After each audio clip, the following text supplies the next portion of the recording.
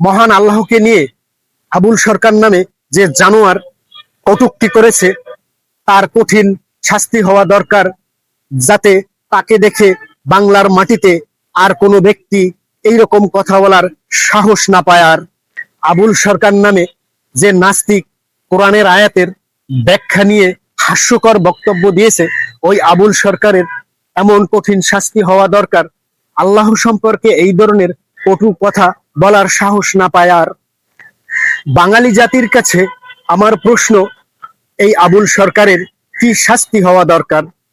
তুমি বাউল শিল্পী, তুমি তোমার গান করো, তোমাকে কে করেছে মানা?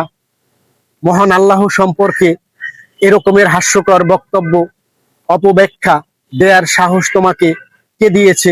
মহান আল্লাহ কোরআনে এক এক জায়গায় এক এক ধরনের ব্যাখ্যা দিয়েছেন মানুষের হেদায়েতের জন্য, মঙ্গলের জন্য, মানুষের জীবন যাপনের জন্য। তুমি মূর্খ আবুল সরকার, কোরআনের কি বোঝো, ব্যাখ্যার কি বোঝো? তুমি গানের মাধ্যমে আল্লাহকে নিয়ে কটূক্তি তুলে ধরো।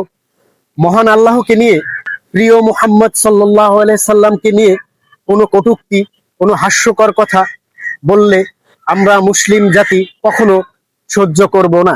এই আবুল সরকারকে ধরার পরে, গ্রেফতার করার পরে যারা তার পক্ষে কথা বলেন, বাউলদের পক্ষে কথা বলেন, তাদের বলছি আপনারাও এই আবুল সরকারের মতো সমান অপরাধী। কারণ সকল বাউলদের আমরা খারাপ বলি না, যে বাউল আল্লাহ অথবা আল্লাহর রাসূল মুহাম্মদ সাল্লাল্লাহু আলাইহি সাল্লামকে নিয়ে কটূক্তি করবে তাদের কঠিন অবস্থা হবে।